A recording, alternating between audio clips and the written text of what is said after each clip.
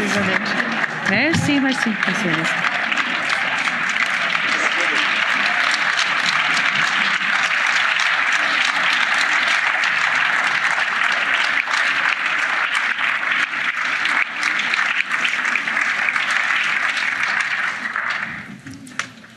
Thank you. Let me welcome Canadian Prime Minister Justin Trudeau. Thank you for joining us here today. Le Canada est un allié, un ami. Canada is an ally, a partner, precious partner, and we like being the guarantors of human rights and other values that we share. Between the European Union and Canada has withstood the test of time and only grows stronger. Geography may divide us, but there is no ocean that can part our shared values, shared outlook and shared way of life. Through our strategic partnership and the Comprehensive Economic and Trade Agreement, our privileged relationship has reached new heights, but today we are facing a threat to all of us. We did not provoke Putin's illegal invasion of Ukraine. We did not invite this confrontation between peace and war, but we share a commitment to solidarity with Ukraine and the millions of people forced to flee Putin's bombs. There is so much at stake, and no one knows this better than Canada, that is home to one of the largest Ukrainian communities in the world. The core values that we all share are under attack, and the democratic world order and the peace we have known is under threat. Scenes that we thought were confined to the dark chapters of our history books have returned. The fight of the Ukrainian people is a fight for freedom, democracy, and our way of life. We cannot leave them alone, and we will not leave them alone. With millions forced to flee, the world is again staring at an ever-worsening humanitarian crisis that we must be ready and we must be willing to face.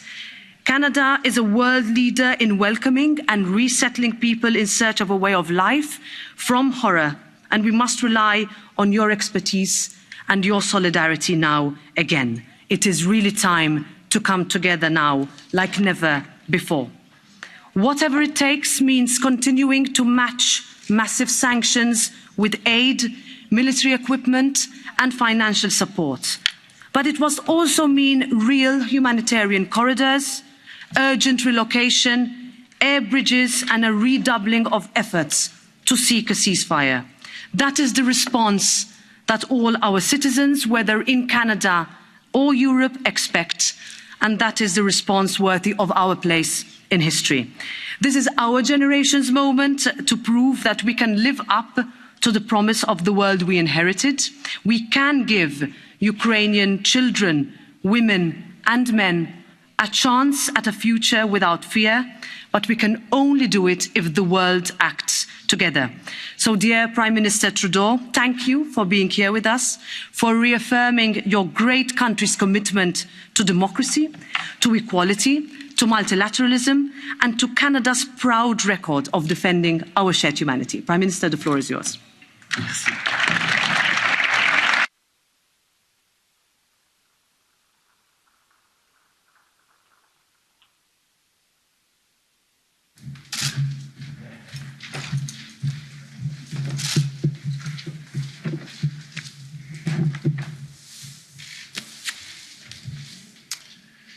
Thank you, President Metsola, Chairman McAllister of the Committee on Foreign Affairs, Président, Guillaume Courtin de la Délégation pour les relations avec le Canada, distinguished parliamentarians, ladies and gentlemen.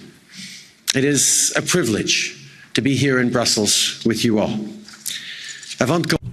Before starting, I would initially like to express my condolences following the passing of President Sassoli at the start of this year. This is a massive loss for your Parliament and for Europe. I would also like to take a moment to express my condolences to the families of the victims of the tragedy in Le Louvière and all those whose lives have been turned upside down on that day. Our thoughts are with Belgium at these difficult times. I first addressed the EU Parliament in Strasbourg in 2017. It was the first time a Canadian Prime Minister addressed your Parliament. Back then, this Parliament saw me as someone new on the world stage. We got to work, tackling progressive issues, building the things that we thought mattered. We could see that something was lurking off on the horizon, something shadowy, something that was threatening. We didn't look close enough. When I spoke to this Parliament 5 years ago, I spoke about making multilateralism work for the middle class and those working hard to join it, so that economic frustrations don't become fertile ground for populism, nativism, protectionism, and the polarization towards more extreme political views. Well, today, we are staring these forces in the face as they threaten the peace, justice, truth, democracy, and stability of our world. And we have a choice about what we do next. Since 2017, the world has changed a lot. A global pandemic has taken the lives of over 6 million people and disrupted the lives of everyone else. A global recession saw millions lose their jobs, with many economies still struggling to bounce back. A world that is not just now forecasting, but living the dangers of climate change. A growing distrust of governments and facts, a weakening of democratic institutions. We saw one of our staunchest guarantors of the rules-based order choosing for 4 years to step away from NATO, away from multilateralism. And now, Putin's criminal invasion of a sovereign, independent, democratic Ukraine. People have a real and deep sense of uncertainty about what the future holds. These are anxious times, and people are looking for leadership and solutions. Unfortunately, we're seeing a rise in cynical populists who are trying to exploit these anxieties. They pretend to have easy solutions that play on people's fears. Even in Canada, where 90% of people are vaccinated, and our motto as a country is peace, order, and good government, we saw anti-vaccine and anti-government protests devolve into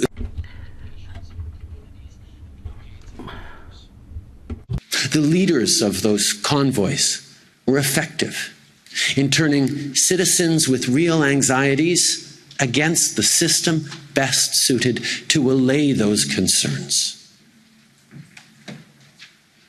But democracy isn't a game.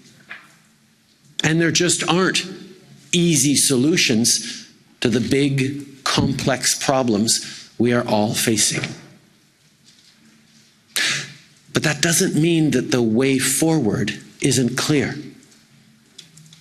There is no greater clarity than the will of the people who want better for themselves and their children at home, and no stronger defense against destructive forces from outside our democracies than the unwavering unity of like-minded partners. Over the past 80 years, together, we have established and bolstered a series of rules and institutions in order to increase stability and previsibility for international affairs.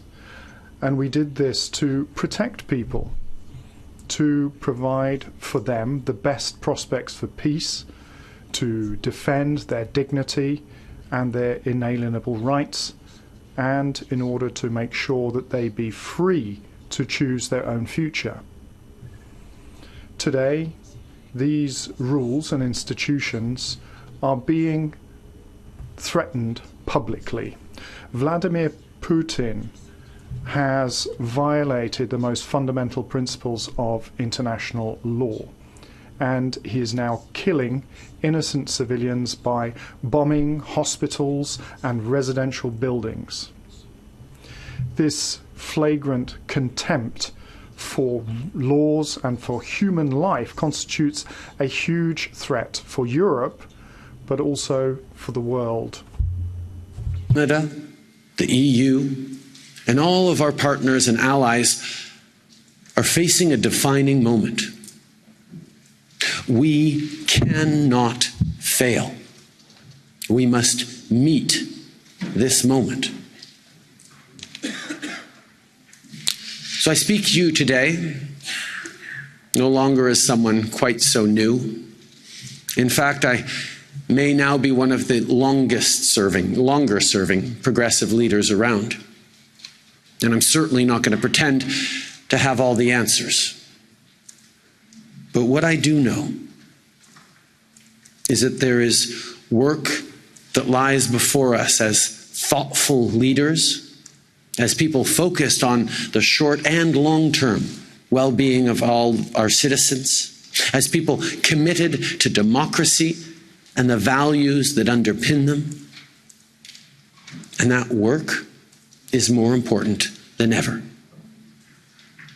Putin thought democracy was weak. He saw our disagreements and debates as weakness. But what he has never understood is that the rigors of debate, that forceful civic engagement, is what makes us strong. And that democracy, at its best, will always be stronger than authoritarianism. But if we're going to be honest, and we need to be honest in this place, we haven't always been at our best these past years. Putin thought we were divided. He thought he could weaken the EU and NATO. He miscalculated, and he is seeing it backfire. NATO and the EU are now more resolved and united than ever, because all of us in this room who are committed to democracy know in our bones that democracy didn't happen by accident, and it will not continue without deliberate, mindful effort.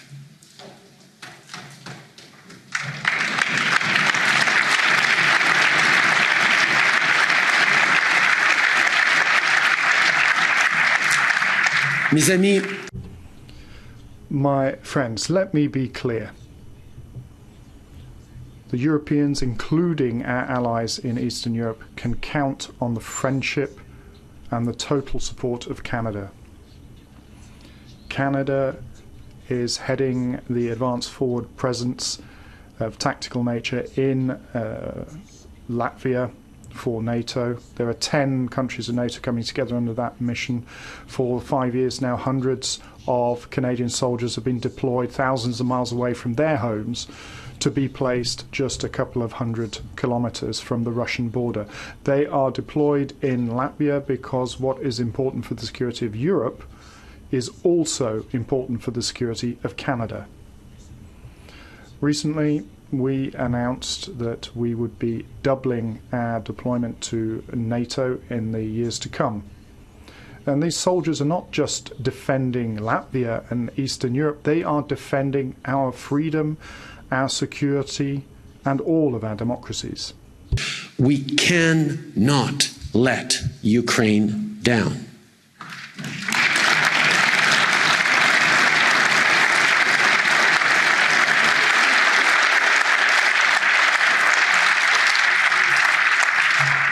They are counting on us. So let's use all the tools we have at our disposal. President Zelensky and I have been talking often about the strong ties between our countries. Canada, as mentioned, is home to the second largest Ukrainian community in the world after Russia. So we must all collectively step up to provide humanitarian aid to support families affected by this war and already start thinking about investing to rebuild Ukraine afterwards. We must all continue to send military equipment and lethal aid to help Ukrainians in their heroic defense, not just of their lands, but of all of the principles that defend ours. And we must continue to impose unprecedented sanctions on Putin and his enablers in Russia and Belarus, increasing the pressure as much as we can. We must ensure that the decision to invade a sovereign, independent country is understood to be a strategic failure that carries with it ruinous costs for Putin and Russia.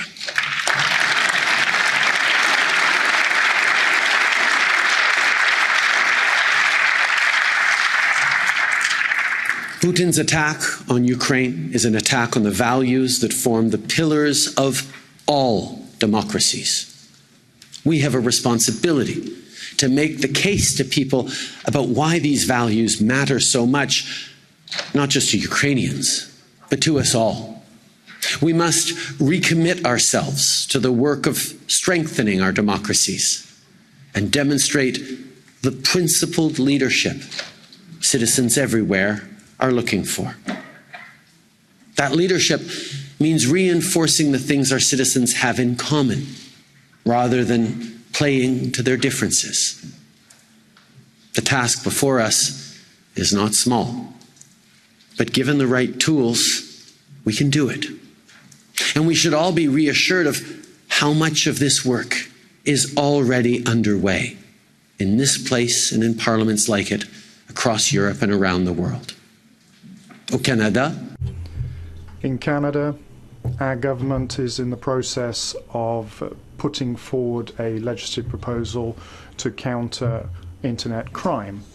And this year, Canada is assuming the presidency of the Coalition for Online Freedom. And we are going to continue to underscore the protection of the rights of people, inclusion and diversity online. Here in the European Union, your motto is United in Diversity. In Canada, diversity is also at the very heart of who we are. Of course, we are aware that there is always more work that can be done. But when it comes to the issue of a reconciliation plan for Indigenous people to fight against systemic racism, for equality genders, for the defence of LGBTQI communities, we are making progress, whether it be assuring the implementation of the United Nations Declaration on the Rights of Indigenous Peoples, or investing in supporting entrepreneurs in communities of colour. We are giving the tools for economic growth for those who are often left in the lurch. Can and should play a positive role in people's lives. In Canada, like in many European countries, we made massive investments to respond to the COVID-19 pandemic. It was the right thing to do to protect our people, and it was the necessary thing to do to ensure a strong and robust economic recovery.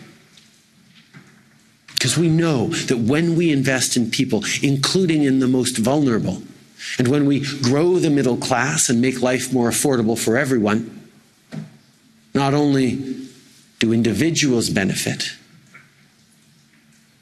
but our entire country and the foundations of our democracy also benefit.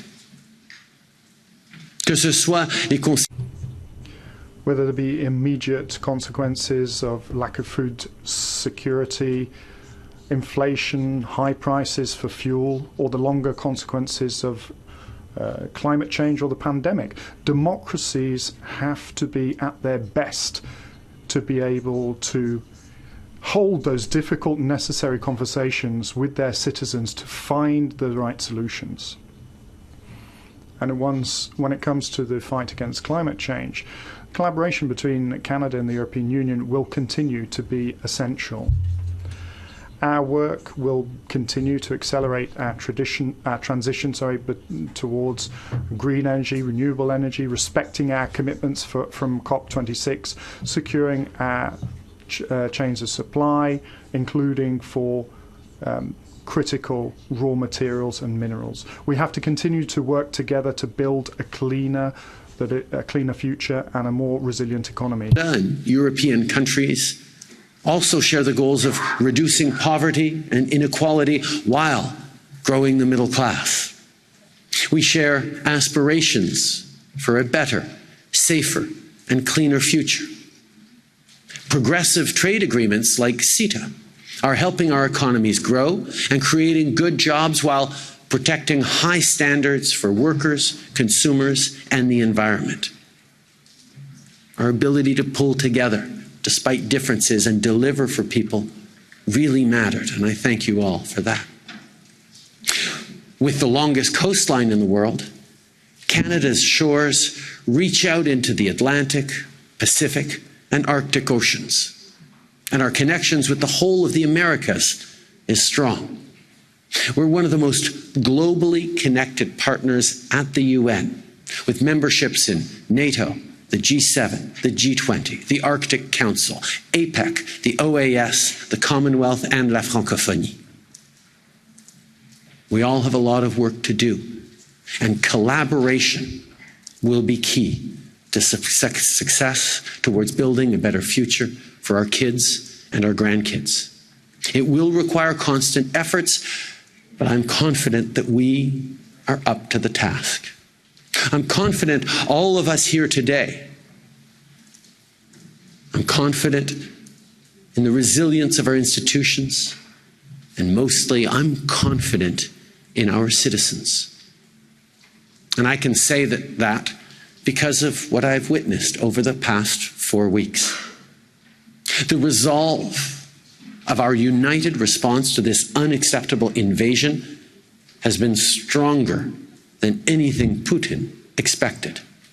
And not just from governments, but from citizens in all our countries. It's that spirit and resolve that we must take forward with us.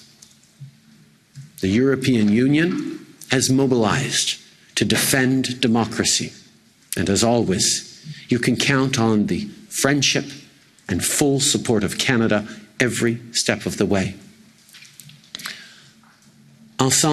Together, we have to support democracies around the world, including those who are most fragile, and fight against authoritarianism, thanks to providing more investment and providing more committed leadership as well.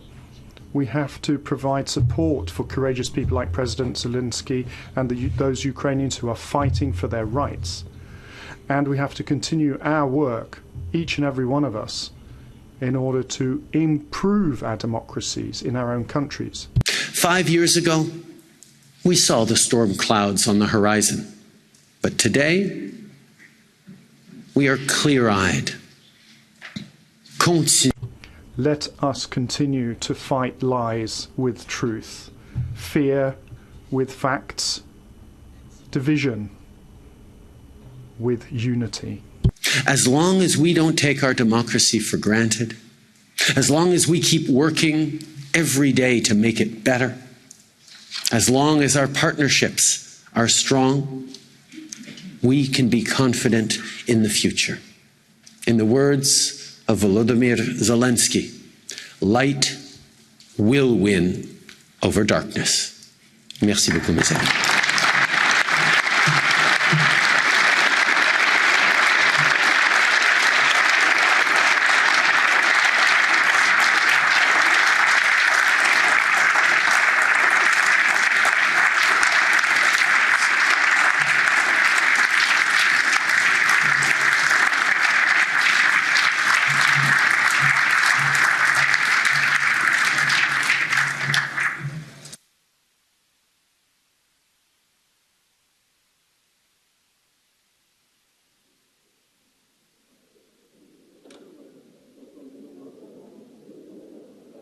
Thank you so much, Prime Minister Trudeau, for those powerful words and messages. We will now hear from representatives of all political groups in this House, starting with the EPP Group, Siegfried Mureşan. Thank you, Madam President. Prime Minister Trudeau, welcome. Welcome to Europe. Thank you for addressing the people of Europe today, and thank you very much for choosing the European Parliament to address the people of Europe today. Dear colleagues, Canadian soldiers have fought for democracy and freedom in Europe throughout the First World War. Throughout the Second World War, we have seen, we have known, we have felt that we can rely on the people of Canada and on Canada when it comes to defending freedom, democracy in Europe. And today, Prime Minister, you came again to Europe to defend a European country. And for this, we all in Europe and all of us in the free world say thank you.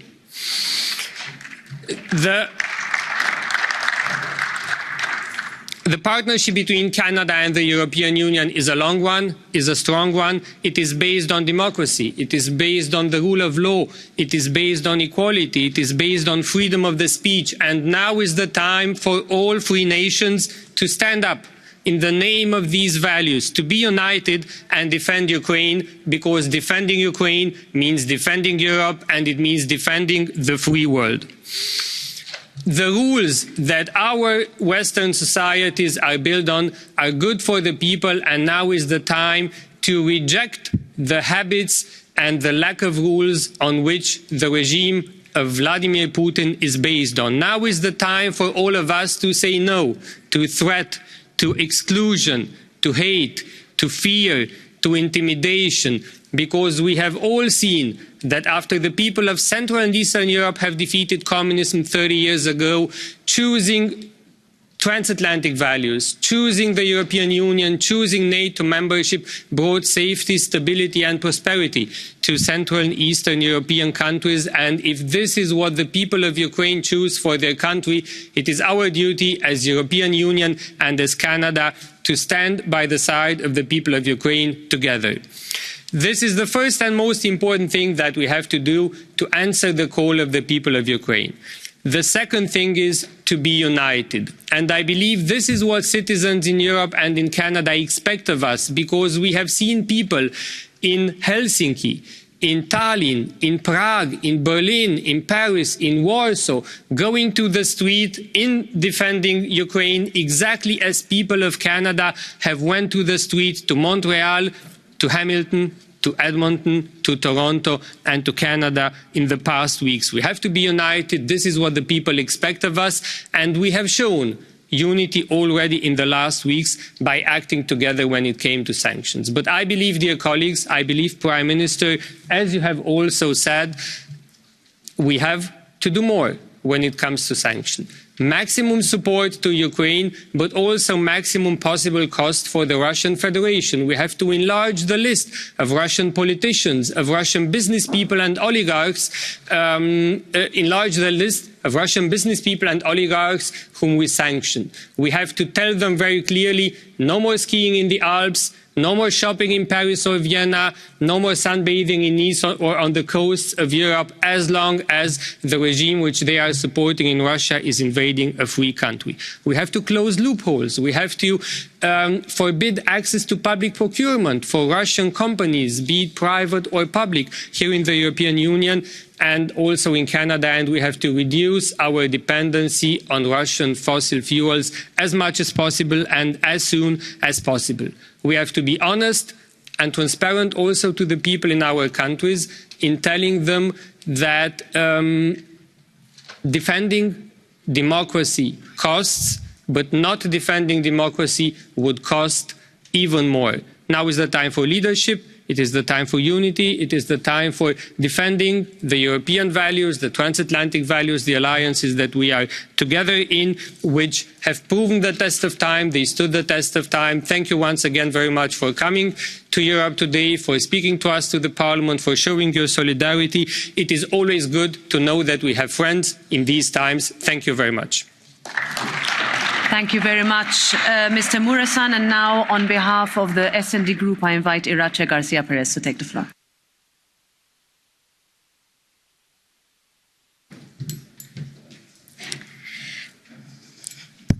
Gracias. Thank you. Thank you. Thank you, President of the European Parliament and Prime Minister Trudeau. Welcome to the European Parliament. You find yourself here in the heart of a European democracy, which is yours as well, because it was built thanks to the courage of Canadians, which 80 years ago sacrificed their lives on this continent for democracy and for freedom. 1989, with the fall of the Berlin Wall, when we entered a new period of hope, we believed that we would never return back to those times. We believed that we would always live in peace, with multilateralism, without threats, without nuclear threats above all. Now, the criminal invasion of the Ukraine has changed the landscape. We find ourselves in a struggle between democracies and autocratic systems of a time that we thought to be long gone. The tragedy of the Ukraine has led to Canada, the United States, and the European Union finding a joint solution. A solution to the problem and a response much greater than that of 2014 with the annexation of the Crimea and the Donbass. We must do much more. We must cut off Russian access to cryptocurrencies, to tax havens, and we must strangle those financing connections that the different autocrats have as well, and of course the oligarchs. So we have to work together to create new ways to find the energy resources that we need, and here renewables will play a very important role. Now, the European Union will have to find its own means in order to achieve this, with the help, the concerted effort of others as well. In order to stop Putin, Canada and European allies will have to work together, meet the commitments that we've made to NATO with that 2% of the GNP. We'll have to fight for democracy, not only with words, but with actions as well, for a life of dignity, a transatlantic cooperation of solidarity, which will help us to deal with the problems that exist. And at this moment, of course, the number one problem is the massive exodus of refugees. We have to, through this transatlantic alliance, create that impression and let all know that it is these types of structures which guarantee democracy. Now, if we work together in a spirit of unity, Putin will fail, and his final days will be spent in the International Criminal Court. History has shown us that no war of occupation, no matter how strong the occupier is, never wins. The spirit of 1989 will continue thanks to the strength of the transatlantic edifice that we have built and the courage of the Ukrainian people. Thank you very much. And next, on behalf of the Renew Europe group, I invite Malik Asmani to take the floor.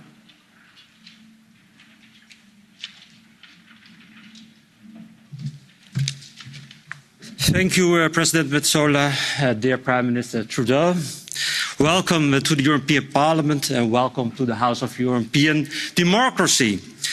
As a member of our Liberal family, Renew Europe is particularly honoured to have you here in our midst. The West is not a geographical place. It's a set of values and institutions. It entails freedom, democracy and the rule of law. We share this, Prime Minister. Your great nation and our union we hold so dear. We are partners and allies, bound to each other through history, tradition and shared values. Brave Canadians have sacrificed their lives on this continent defending our freedom. Because of Putin's brutal war, people are dying on this continent once again, defending freedom and democracy. And this is unacceptable. And together we stand with the brave Ukrainian people. Autocracy is gaining ground. The end of history has been postponed. Autocratic dictators around the world are trying to undo the rules-based world order. They are threatening our way of life. Democracies need to stand firm. We should stand shoulder to shoulder and confront this fundamental threat together. Transatlantic relations should be at the core of our common stance once more. Your leadership and engagement has set a strong example. Canada has stood firm with this continent in a time of need, and in need we find ourselves once more, Prime Minister. As long as Putin does not cross the Golden Bridge to retreat, we need to act swiftly, with a firm hand, and act as one. Peacefulness, predictability, and Putin do not go hand in hand. We see the world with new eyes now, and complacency is a luxury we can no longer afford. Whether in the Arctic or in the Baltics, our alliance must hold. We must work together to further isolate Putin's economy. We need to help each other gaining energy independence so we can stop financing Putin's war. And we need to remain strongly committed to our defensive NATO alliance. This also means living up to the 2% spending norm. This is a sensitive topic amongst many members of our alliance, but I think we need to be clear. Freedom does not come cheap. And yes, this European Union will need to step up its effort to build a strong military pillar within the NATO. The EU and NATO are not two separate security providers. We are both united and complementary. Let me finish, dear Prime Minister, by echoing statements made by your government. We will not stand idly by while a nation seeks to erode the international norms that have kept us safe since the end of World War II. Dear Prime Minister, we share a long common history. We are partners, allies and friends. Once again, we face a common threat. Once again, we shall stand together as one. Once again, in unity, we shall overcome. Thank you so much. Thank you very much, Mr. Asmani. I invite now, on behalf of the Green Group, Ernest Urtasun to take the floor.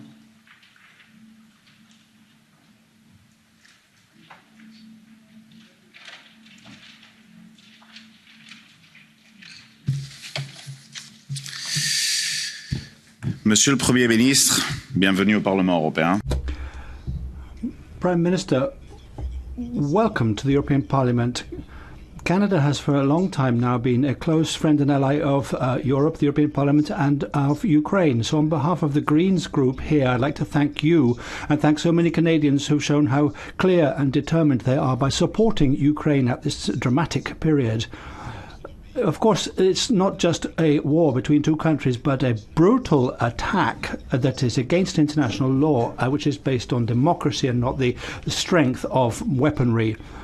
Right? As we speak, Putin is committing war crimes in Ukraine, bombing children's homes, hospitals, and we have to support the reaction and response in unity as we always have.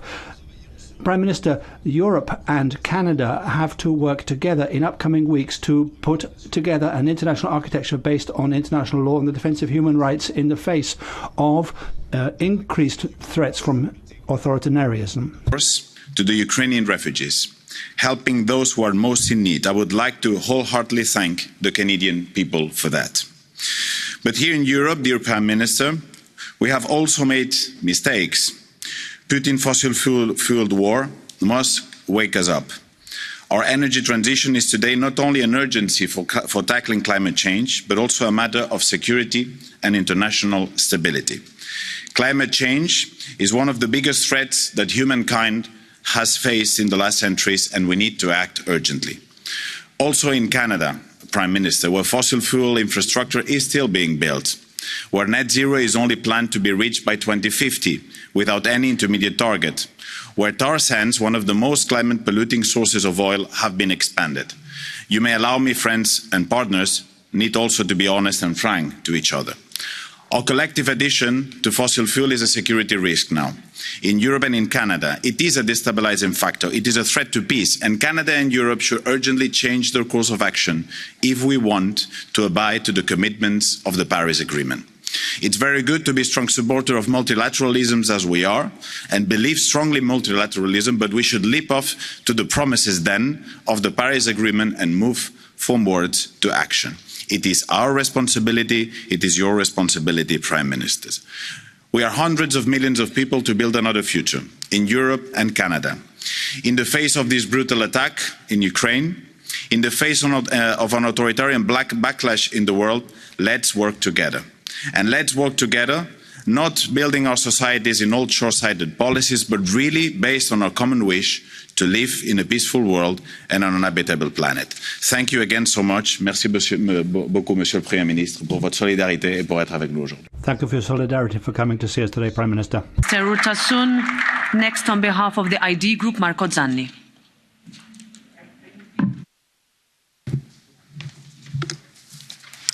Grazie. Thank you. Thank you very much, President, and welcome, Prime Minister Trudeau. Welcome to the European Parliament. It's a wonderful opportunity for this Parliament to debate about very important issues. The need of the West to provide a coordinated and efficient response to the Russian aggression in the Ukraine. This unity, this movement in concert, and with your inspiration, of course, are very, very necessary at this point in time. So your presence is extremely important here. A couple of years ago, there was that need in the course of crisis here to work together on a transatlantic basis. An emergency not like that which exists today, but it was a different type of emergency at that time, and it requires much greater, if you like, cooperation at this point in time between Canada and the European Union in order to deal with the situation.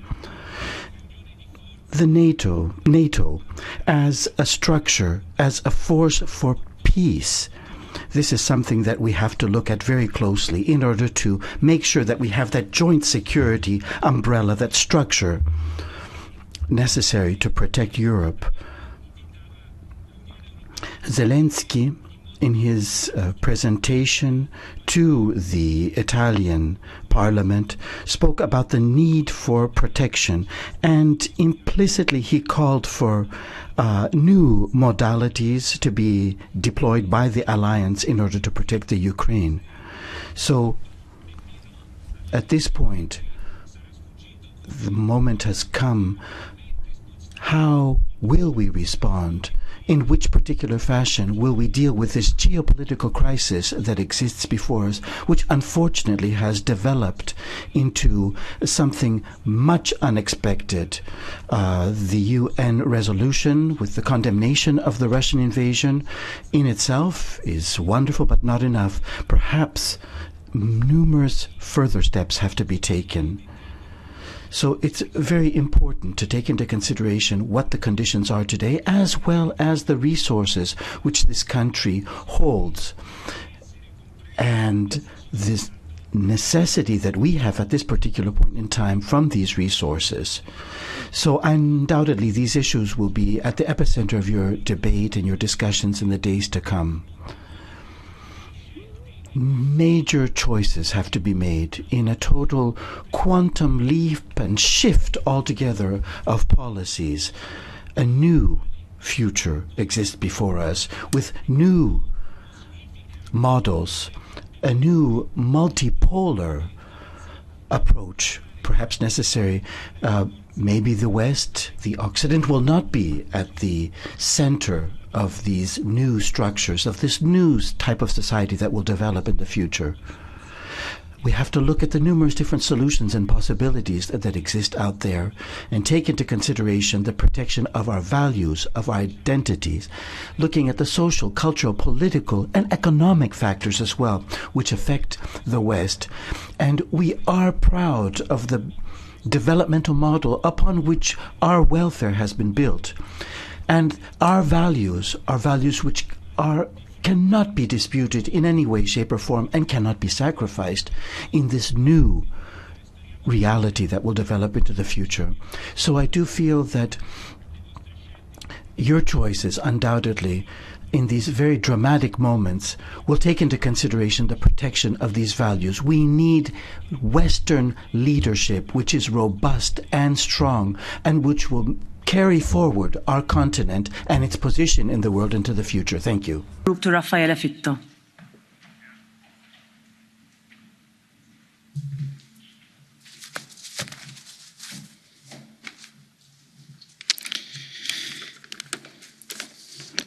Grazie, Presidente. Thank you, Madam Chair. Welcome, Prime Minister Trudeau. The Ukrainian Prime Minister Zelensky has said in this House and other houses that the Ukrainians are really defending the pillars of democracy which exist in all of our countries. And this is more important than ever before today. So, Prime Minister, your presence here today is very important, is very valuable, symbolically important. The very strong connection and ties between your country and the European Union is so important. In 2014, your country has supported the capital, Kiev, in the Ukraine, and I think once again it is important to clearly underscore that we want to make further efforts that need to be taken, actions that need to be undertaken in all the right places to put an end to this Russian offensive. The Russian-Ukrainian crisis has clearly indicated that the European Union needs to deal and invest in defence and in security, but also needs to renovate and strengthen the cooperation with our traditional partners, such as Canada. We're linked not only because we belong to NATO, but also because of agreements and bilateral agreements.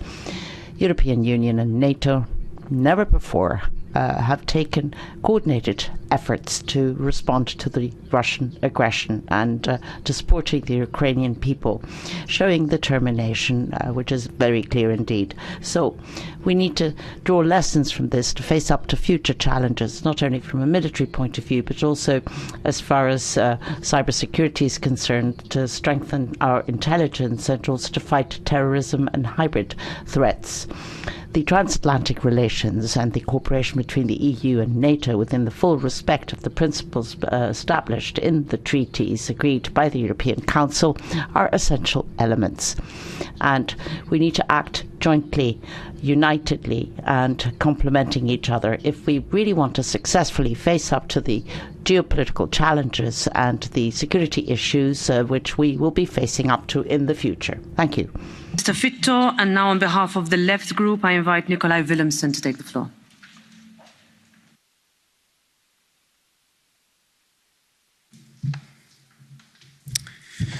Dear Prime Minister Trudeau, welcome back to Brussels. It is dark times, as you rightly said.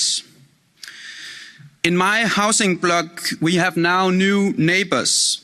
I met them the other day when I was at the playground with my oldest daughter.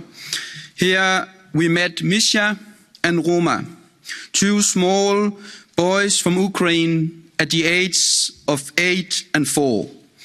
Together with their mother, they have fled Putin's invasion. Like millions more, they need shelter, they need shoes, and they need food. We need to stand together in solidarity to help the refugees. That is why I am happy to hear that Canada will take an unlimited number of refugees. Taking care of refugees cannot be a question about numbers. It is about human lives, and human rights. I hope EU and Canada can unite on this, and I hope our unity will go further. We need to strengthen the sanctions. We need to cancel the Ukrainian foreign debt. We need to support Ukraine. Dear colleagues, we need to do our utmost to support Ukraine. It is clear that Putin is exploiting EU's dependency on Russian gas, oil, and nuclear power. Our best weapon against Putin is a green transition and energy independence. It is not only about security, it is of course also about tackling the climate crisis before it is too late. Mr. Prime Minister, listening to the news, it is clear that there is an urgent need for humanitarian corridors in Mariupol and the besieged cities in Ukraine. Moreover, there is a need to make sure that Putin and other war criminals do not repeat the horrors that we see in Ukraine. We need to strengthen the international order under the UN. We need to make sure that all countries have freedom and self-determination. Mr. Prime Minister, we need peace, not war. Thank you. Thank you, Mr. Willumsen. And now the last colleague to take the floor is Mislav Kolakušić.